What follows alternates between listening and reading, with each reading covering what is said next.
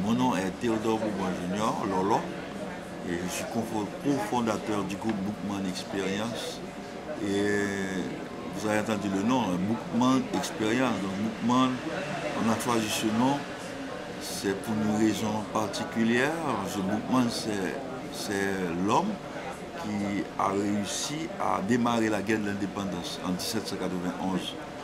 Donc c'est un personnage très important pour nous parce que d'abord, il a réussi à réunir les esclaves de différentes ethnies ensemble et aussi descendants d'Amérindiens et créoles ensemble pour démarrer cette guerre d'indépendance en 1791 et on a eu notre indépendance en 1804.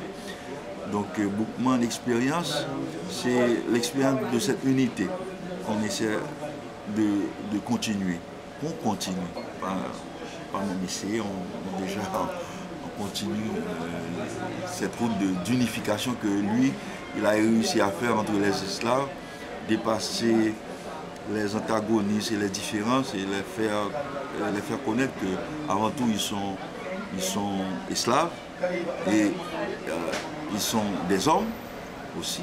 Et aussi, comme il a parlé, parce que avant le soulèvement des esclaves en août 1791, Bookman avait organisé avec les autres chefs, et marrons, tout ça, une cérémonie qu'on appelle la cérémonie du bois caïman. Donc c'est dans cette cérémonie où ils ont pris la décision finale de vivre d'une autre façon. Donc Bookman, c'est un personnage très important dans l'histoire d'Haïti et dans l'histoire, je peux dire, de tous les peuples. Vous avez dit que vous menez un combat pour l'unité, dépasser les différences. Comment vous le faites avec votre musique en fait? Avec ma musique, mais animée par l'amour, la vérité et la justice. C'est ce qu'on appelle en Haïti Guinéen.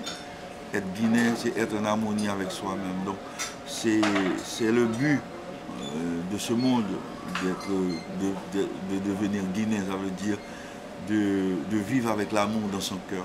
Donc nous, ce qui est important, c'est ça, on nous a donné ce véhicule-là, c'est la musique, et à travers cette musique, on exprime et on part dans cette révolution, parce qu'on est en pleine révolution. Tu vois? Et c'est pour cette raison aussi, j'ai dit que cette révolution que nous croyons, nous ne croyons pas dans des révolutions idéologiques. Ça ne nous intéresse pas, mais ce qui nous intéresse, c'est cette révolution du cœur. Il faut se changer pour changer le monde.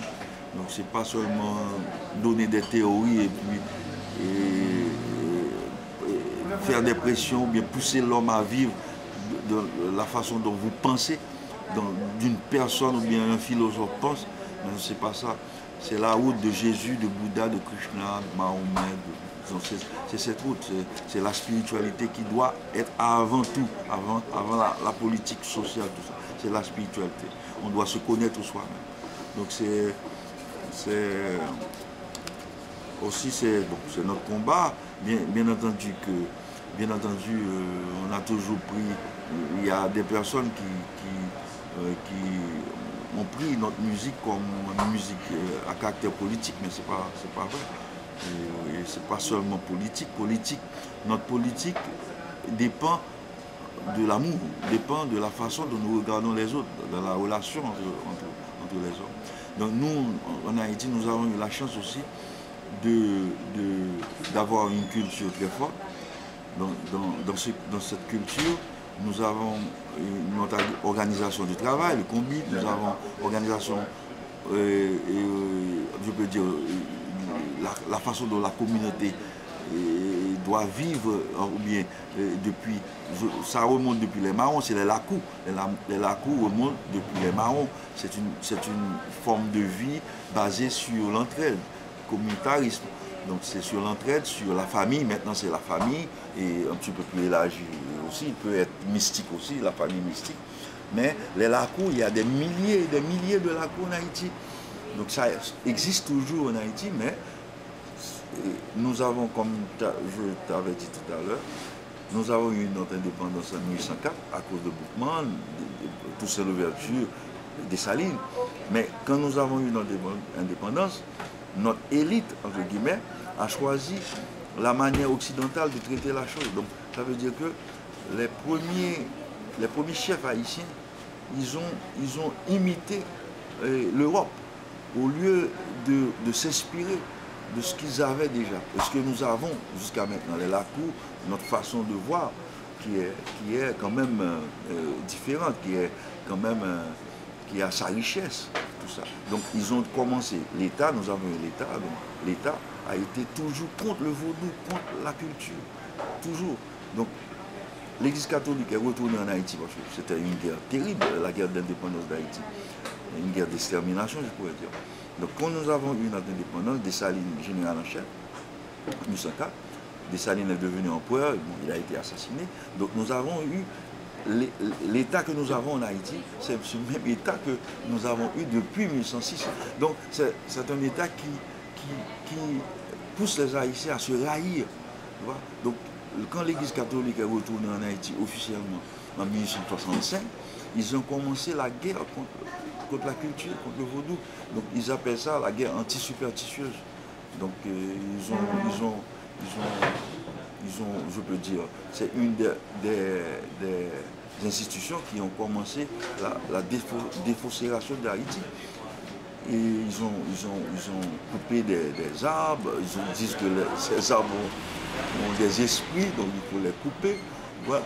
Donc ils ont coupé des arbres, ils ont détruit des péristyles, les temples, on appelle ça péristyle. Ils ont je peux dire, arrêté, torturé des gens pour que ces gens disent je rejette le vaudou, je rejette les papalois. Donc c'est ça, c'est sûr qu'au commencement du XXe siècle, nous avons eu un mouvement, surtout avec Jean Plasmas, qui est le père de la négritude. En 1919, en 1929, il a sorti un livre superbe, Ainsi parla l'oncle.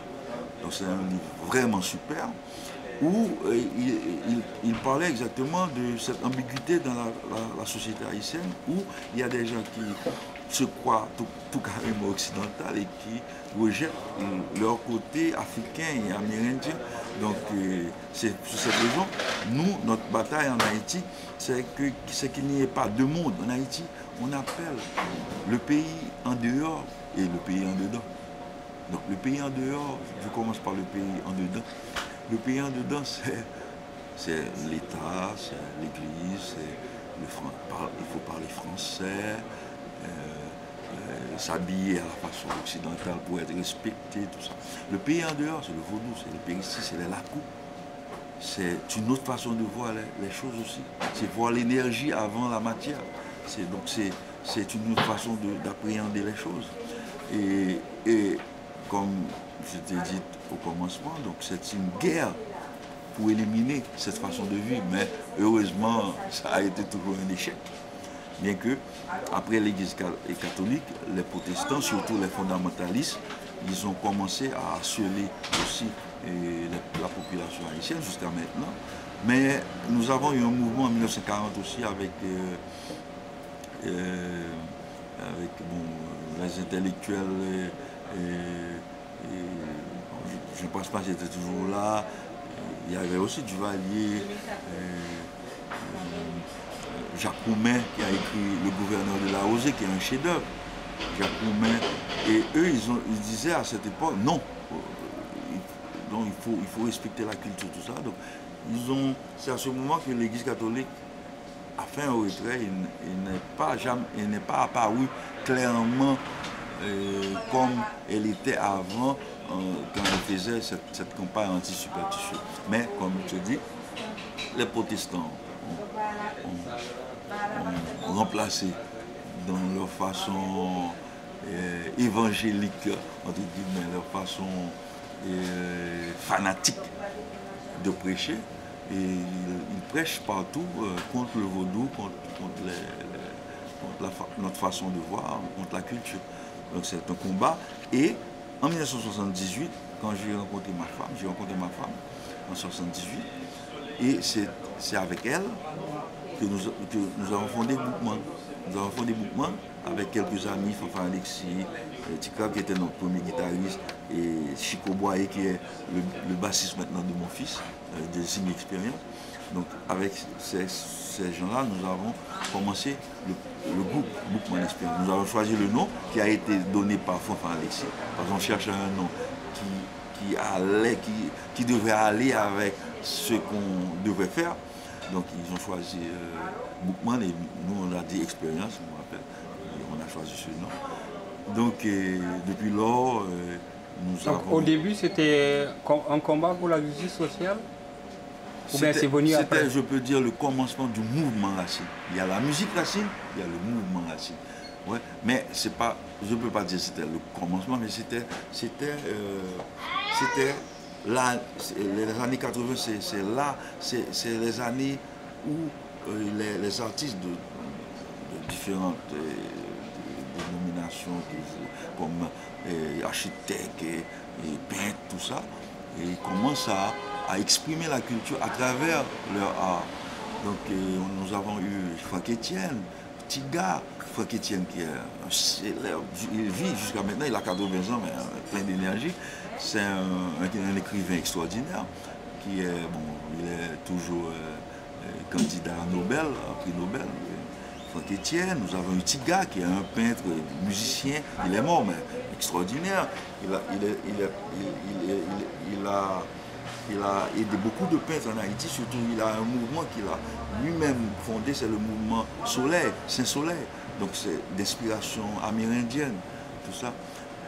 Et Tiga, nous avons des artistes dans toutes les catégories, tout ça. Mais nous, on était dans la musique, le théâtre, tout aussi. Et nous avons travaillé durement, rejeté par la population un petit peu, donc non compris avant, parce que battre le tambour comme on bat le tambour dans les péristies, dans les temples, c'est pas évident.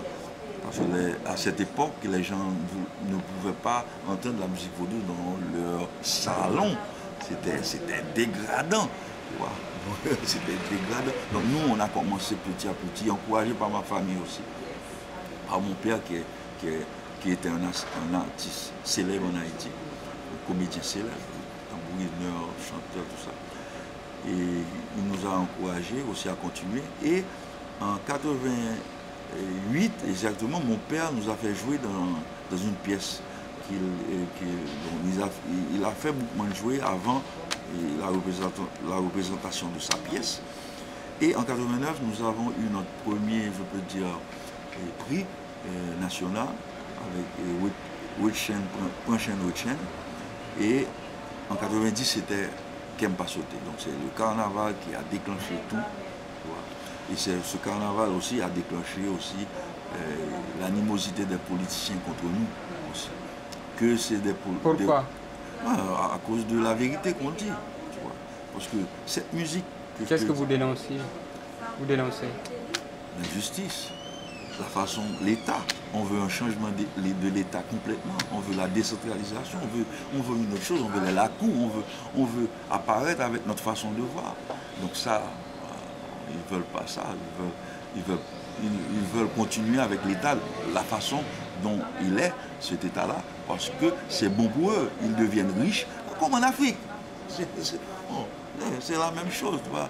Des chefs d'État qui ont été mis par les pays occidentaux, tu vois, donc qui est contrôlé, à travers eux, ils contrôlent le pays, et nous on dénonce ça. Donc moi j'ai été dans plusieurs manifestations contre le FMI, contre tout ça. Donc quand un certain président a pris des positions pour exactement le néolibéral, on était dans la rue, notre musique, tout ça. Donc on était aussi persécutés jusqu'à maintenant. Jusqu'à maintenant, on est persécuté par l'État, par les gouvernements et l'État. De quelle façon vous êtes persécuté? De toutes les façons. Ça veut dire... on vous met en prison? Oui, aussi. Ouais, mais je ne suis jamais resté. Ouais. Oui, on te met en prison aussi. Et on peut venir, ils viennent par exemple, Kempa Sauté. Il y a un sergent qui est venu juste en face de ma maison, qui est une maison ouverte, et il a tiré. Mais pas sur nous, mais juste pour nous faire peur. Ouais, parce que la musique était devenue tellement populaire. Ouais, et et que eux, ils ont été vraiment, ils ont paniqué. Ils ont paniqué. Donc, rencontre du général Avril dans un concert, il est venu dans un concert pour me saluer, tout ça, 2 semaines avant le carnaval. On nous a mis dehors dans le carnaval. Samedi, des militaires regardés sont venus chez moi. Ils m'ont dit de descendre là, au ministère de l'Intérieur. Moi et ma femme, nous sommes descendus. On avait préparé déjà notre char. En Haïti, c'est les chars. Donc, on monte sur des flottes. Et puis la musique, et puis les gens vont avec vous. Et puis tout était déjà préparé, même s'ils ne nous ont pas donné la chance d'avoir de crampiller système. Donc ils nous ont donné seulement 2 paires pour que les gens ne puissent pas entendre ce qu'on fait, mais ils ont chanté la musique. Donc ils ont chanté la musique 3 jours, et le mercredi décembre, c'était dimanche, le carnaval c'est dimanche, lundi, mardi, mercredi décembre, c'est le mercredi après, déjà il y a eu une manifestation contre le général Avril, donc 12 jours de manifestation avec cette musique, ils chantaient la musique sans violence, et le 12e jour, le général Avril a laissé le pouvoir. Donc ça a été, c'était 1990, 1992. Coup d'état d'Aristide, le militaire au pouvoir, encore plus terrible que le général Avril, plus criminel, je pourrais dire. Mais nous avons sorti Carrefour d'Angéré, qui était un Carrefour d'Angéré. Donc dans cette musique, nous disons, si vous tuez, si vous volez, assassin, vous aurez des problèmes. Au Carrefour, on va vous juger dans le Carrefour. Parce que pour nous, le Carrefour aussi, c'est l'endroit où on juge. Donc il y a un esprit dans le vaudou, on appelle Carrefour, le crossword, le master de crossword. Donc c'est le croisement. Okay. Vous prenez un retour aux sources africaines. Qu'est-ce que ça représente pour vous? Pourquoi? Sources africaines et amérindiennes. Parce que nous ne sommes pas seulement africains, nous sommes amérindiens aussi. Comme ma mère, mon grand-père, tout ça, c'était amérindien. Donc ça c'est une richesse inestimable. Donc comme tu parles de l'Afrique, par exemple, il y a des Lakou en Haïti qui ont gardé toutes les caractéristiques africaines. Même les chants, tout ça, il y a Lakou Souvenance qui est d'origine béninoise, donc Dahomey, et puis Nago, ça veut dire Yoruba. Il y a Soukri Danache qui est Bantou, Congo, c'est un Lakou Congo, donc il joue du Congo. Tu vois? Donc il y a un Lakou, il y a Lakou Badjo qui est un Lakou Yoruba. Il y a dans le nord beaucoup de Lakou, des Réals, tout ça qui sont des Lakou mélangés, amérindiens et africains. Ouais. Mais ces Lakou, on les appelle aussi, c'est Lakou Guinée. Donc c'est important de mettre Guinée dans ces Lakou. Il y a plusieurs Lakou. C'est quoi un Lakou? Un Lakou, c'est un endroit, ça peut être un petit coup, ça peut être des terres comme ma famille, plus de 300 hectares de terre. Personne ne peut vendre la terre, c'est pour la famille. Nous avons 4 temps dans la famille où la famille puisse venir et puis et continuer et faire leur rituel dans ces endroits-là. Des arbres sacrés, forêts, parce que la culture, le vaudou protège les arbres. Tout ça. Et puis c'est un endroit, je pourrais dire, il y a les travaux communautaires, comme nous appelons les combites, on appelle ça combite. Donc moi je t'aide, tu m'aides, les deux, on va aider une troisième, mais tout sans argent. Donc, oui, sans argent. Donc on appelle ça combite. En essence de service. En autre service. Donc les deux vont aider le troisième, les deux vont m'aider, tu vois, c'est comme ça. Donc avec le chant, il y a des chants combites. Donc il y a les vaccines, il y a le tambour, il y a le chanteur, le samba, qui doit être là pour chanter, pour exciter les gens. Donc ils chantent, ils travaillent dans les champs et ils chantent, comme en Afrique, tout ça. Donc c'est très important. Donc les Lakou, c'est exactement les Lakou que la religion catholique a voulu avant tout éliminer. Parce que c'est dans les Lakou que le vaudou est beaucoup plus pur. C'est là qu'il y a le respect. Moi, je ne parle pas des sorciers comme on trouve à Paris, tout ça, qui offrent de l'argent, tout ça. Mais comme je te parlais, les Lakou guinéens. Donc c'est des Lakou d'autres personnes peuvent venir, ils peuvent et ne peuvent pas être de la famille et venir dans ces lacous-là, pour laver leur tête, pour être initiés, pour devenir anciens, pour devenir serviteurs de l'esprit. Donc, Vodou veut dire esprit, Vodou veut dire mystère, l'esprit, énergie. Donc, c'est pour ça que je te parlais que nous avons une autre façon de voir les choses. Ouais.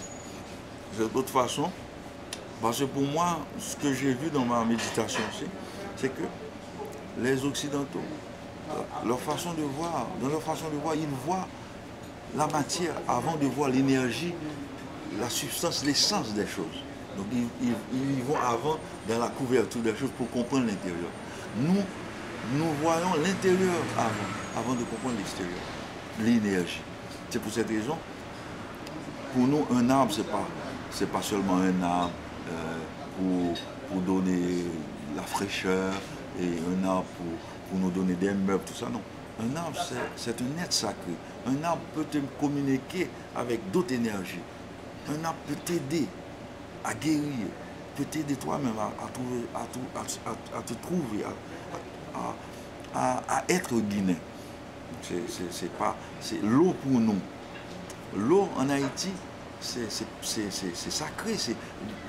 En Haïti, nous avons eu des personnes, on parle beaucoup de ça en Haïti, bon, presque tous les Haïtiens savent ça, qu'il y a des gens qui vont dans l'eau, la langue de l'eau. Donc on ne les voit pas 7 ans, 1 an, 2 ans, tout ça. Et ils retournent ils retournent d'abord Ougan, ou bien Mambo, ça veut dire prêtresse, et aussi ils y parlent là où ils sont sortis, ils parlent de l'endroit où ils sont sortis. Tu vois? Donc ça, tout ça, c'est. Donc l'eau, c'est pas seulement boire, pour nous, c'est pas. Tu vois, donc c'est beaucoup plus. Les choses sont beaucoup plus que ce qui apparaît. Donc le mot n'est pas la chose. Et dans notre culture, on sait ça. Est-ce que vous êtes déjà allé en Afrique? Oh oui, au Bénin. Oui, au Bénin. Ah ouais. Il y a une personne qui est allée au Bénin l'année dernière, et les Béninois ont dit, c'est haïtien, vous connaissez beaucoup d'expérience.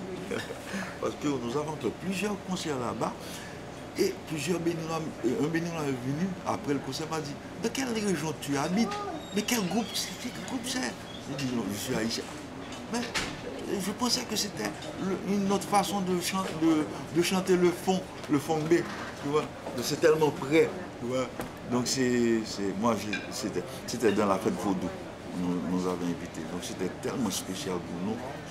Oh, c'était vraiment spécial.